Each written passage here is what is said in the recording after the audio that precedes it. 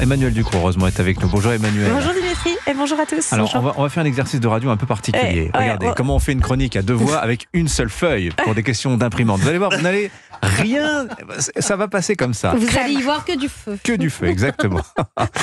Ça a chauffé ce week-end une fois de plus en Gironde où les opposants, notamment les soulèvements de la terre, Emmanuel, organisaient une manifestation hostile aux futures lignes à grande vitesse du Sud-Ouest. Oui, une manif appelée freinage d'urgence, une manif interdite, mais qui a rassemblé 1000 à 1500 éléments radicaux, comme on dit désormais. Un véhicule de gendarmerie a été attaqué et détruit par une cinquantaine de manifestants cagoulés au sud de Bordeaux. Et des tirs ont aussi eu lieu contre un hélicoptère de la gendarmerie, heureusement sans le toucher. Rappelons que les organisateurs de ces manifestations sont pacifiques. Alors, autant on peut comprendre que les activistes écologiques soient opposés à la construction d'une autoroute, autant une ligne de train, on a un peu de mal à comprendre là quand même. Hein. Et oui, ces projets de ligne à grande vitesse du Sud-Ouest doivent pour l'un relier Toulouse à Bordeaux, ce qui mettra Toulouse à 3h10 de Paris, alors que la durée moyenne est aujourd'hui de 5h25. Ça serait pour 2032.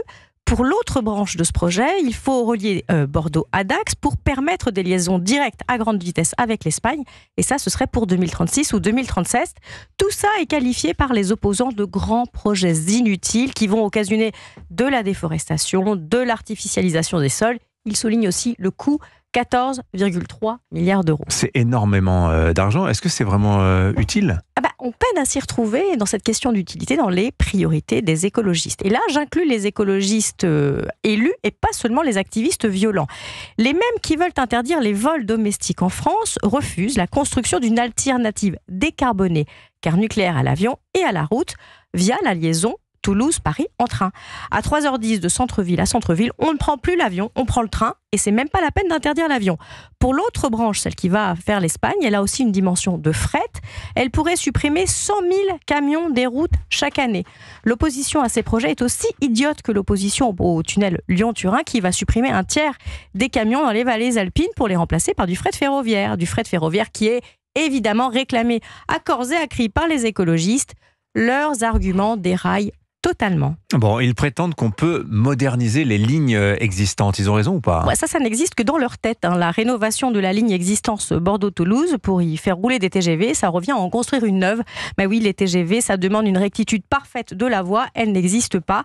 Et puis, cette ligne, elle est déjà saturée et donc ça ne servirait strictement à rien. Bon, qu'est-ce qui se cache derrière tout cela ? La morale de cette histoire ? Rien de rationnel, une détestation du monde tel qu'il va.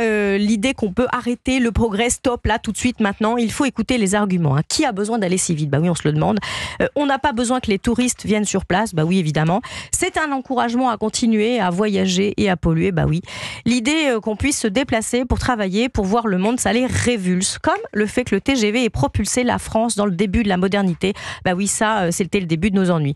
Derrière ça, il y a un projet décroissant, anticapitaliste et pire, un projet d'assignation à résidence et de repli sur soi. Là encore, totalement incohérent avec le reste de leur philosophie des frontières ouvertes. Mais on n'en est pas à un contresens près sur cette ligne à grande vitesse vers le n'importe quoi. Je rappelle que pendant ce temps-là, aux États-Unis, on envoie des fusées et qu'on les rattrape au retour. Oui, c'était une des images du week-end, Vous avez absolument raison. Merci beaucoup Emmanuel Ducrot.